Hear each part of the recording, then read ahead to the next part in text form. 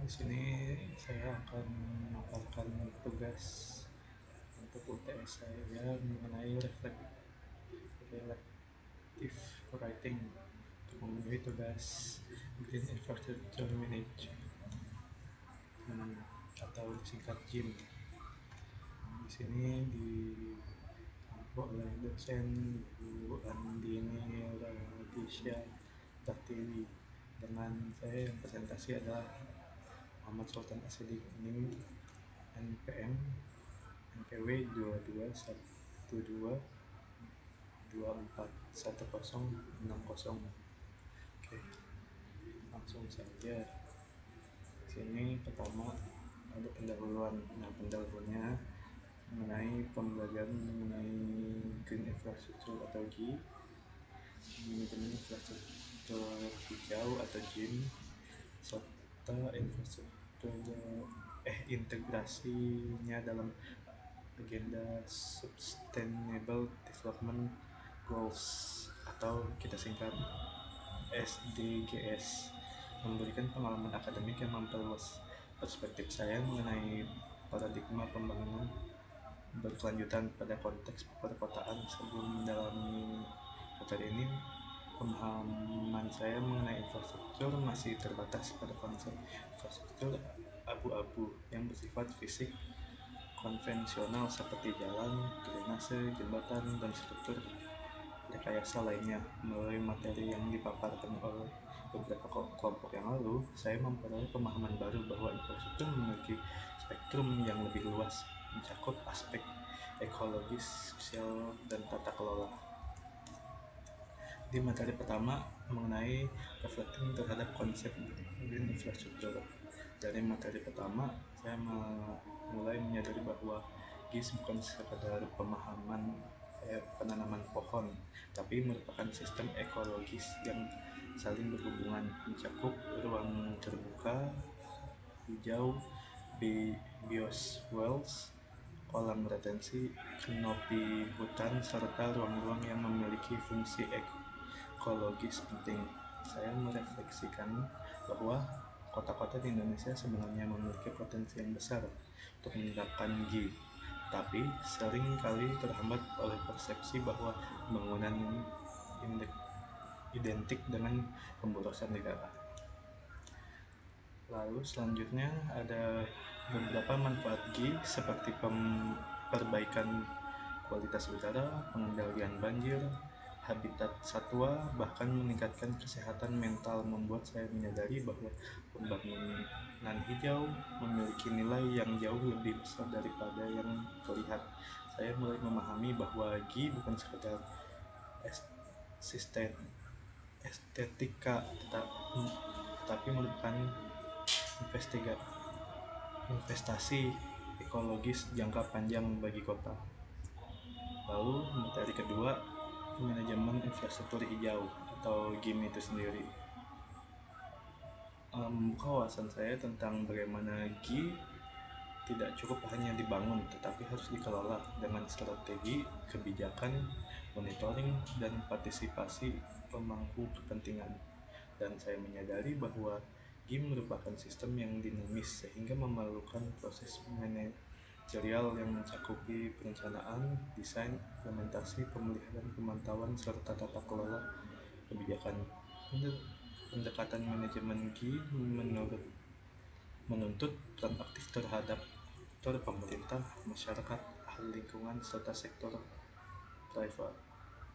Selanjutnya, hal ini membuat saya berpikir bahwa keberhasilan GI lebih ditentukan oleh manajemen pasca konstruksi, bukan hanya desain awalnya.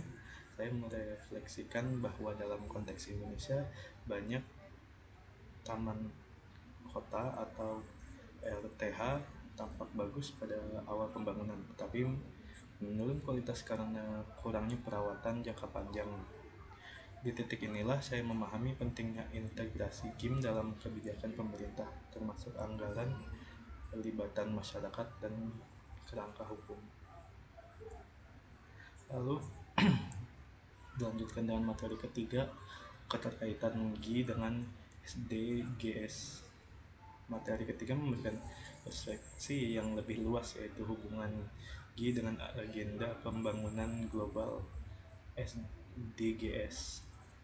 Saya mulai memandang G bukan sekadar proyek lingkungan, tetapi sebagai katalisator pencapaian SDGs, SD, SDG tingkat 3 pada kesehatan, SDG tingkat 6 air bersih, SDG tingkat 11 kota berkelanjutan, SDG 13 mengenai iklim, dan SDG 15 mengenai ekosistem darat. Lalu kontribusi G terhadap SDGs,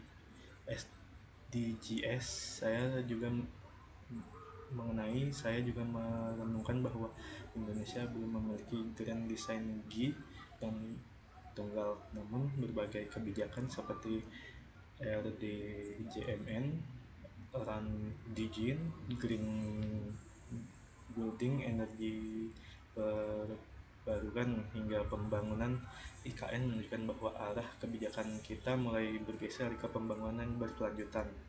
Refleksi ini membuat saya lebih optimis, tetapi sekaligus menyadari pekerjaan rumah yang masih besar, terutama dalam keharmonisan kebijakan lintas sektor. Lalu dilanjut dengan materi keempat mengenai pengolahan air dan infrastruktur hijau.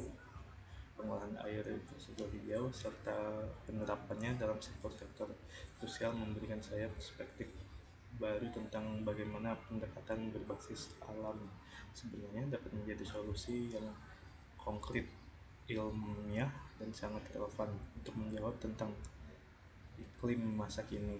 Salah satu hal yang paling membekas bagi saya adalah bagaimana air hujan yang selama ini dianggap masalah ketika menyebabkan banjir ternyata dapat dikelola dengan cara yang lebih cerdas melalui teknik seperti rain garden, swales, bioswale, permeable pavement, dan sistem bioretention lainnya.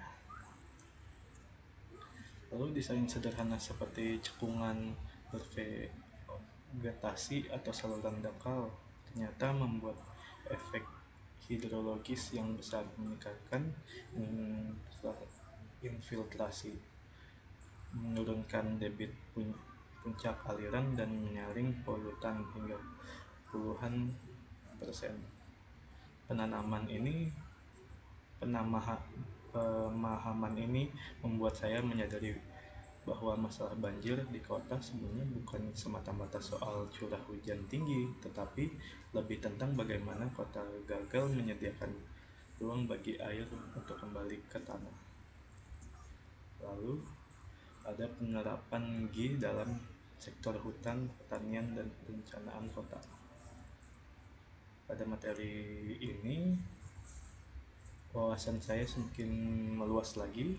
Saya terkesan bahwa G tidak hanya berbicara tentang lingkungan urban, tapi juga terintegrasi dengan restorasi hutan, tata kelola landscape, agroforest, hingga bangunan hijau dan utilitas energi. Di sektor kehutanan, konsep restorasi berbasis bukti membuat saya memahami betapa pentingnya data dan sains dalam pemilihan ekosistem, bukan sekedar menanam kembali secara sembarangan. Sementara itu, contoh climate resilient agricultural di India menggambarkan bagaimana G mendukung ketahanan pangan melalui konservasi tanaman, manajemen air bersih, dan diservi di tanaman. Nah, di sini ada insight pribadi dan pembelajaran yang saya dapatkan. Pertama, dari beberapa materi yang sudah dipaparkan. Pertama, pembangunan tidak bisa lagi hanya mengandalkan infrastruktur abu-abu. Perubahan iklim meningkatkan banjir dan krisis ekologi membuat pendekatan berbasis alam wajib diperhatikan. Lalu, G membutuhkan kolaborasi tidak hanya pemerintah tetapi masyarakat, akademis, dan swasta harus terlibat. Lalu ada perawatan lebih penting daripada pembangunan awal. Banyak proyek hijau yang gagal bukan karena desain buruk tetapi karena lemahnya manajemen kelanjutan. Lalu dia adalah investasi kesehatan masyarakat. Hijaunya kota bukan hanya mempercantik tetapi berpengaruh terhadap kualitas hidup. Lalu G juga pendekatan ilmiah sekaligus praktis yang mampu menjawab persoalan iklim, sosial, dan ekonomi secara stimulus. Lalu manajemen pasca konstruksi merupakan kunci keberhasilan hingga G membutuhkan dukungan tata kelola yang kuat, bukan hanya desain yang bagus. Lalu ada integrasi G dan SDGs menjadikan G sebagai alat transformasi dalam mewujudkan kota inklusif, tangguh, dan keberlanjutan. Lalu pendekatan hybrid green and gray menjadi solusi realistis dan adaptif dalam menghadapi tantangan urban kompleks. Lalu ada pembangunan berkelanjutan menuntut perubahan paradigma dari dominasi rekayasa beton menuju rekayasa yang bekerja secara proses alam. Lalu ada transisi dari gray ke green adalah perubahan paradigma. Dalam perubahan paradigma selalu membutuhkan waktu, literasi publik, dan komitmen politik. Nah, di sini ada kasus yang saya ambil mengenai simulasi of rainwater harvesting potential to certify domestic water demand based on observed precipitation data in Jakarta, atau dalam bahasa Indonesianya itu kurang lebih sebagai berikut.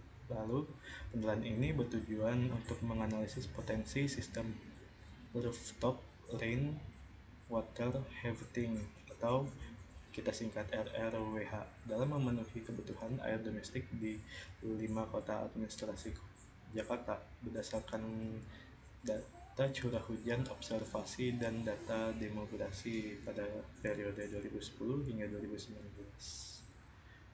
Nah, di sini mengenai metodenya berupa pengambilan data curah hujan. Pada curah hujan memiliki poin pola curah hujan bersifat monsonal. Lalu Jakarta Selatan memiliki curah hujan tertinggi, lalu untuk Jakarta Utara memiliki curah hujan terendah. Lalu kebutuhan air domestik atau water domestik, Jakarta Pusat mempunyai kebutuhan air tertinggi karena kepadatan penduduk terbesar hingga 21.300 jiwa per kilometer kubik. Jakarta Utara memiliki kebutuhan air terendah. Lalu untuk potensi pemerintah kebutuhan air oleh DAS, Jakarta Selatan membutuhkan DAS tertinggi dibandingkan dengan daerah lainnya.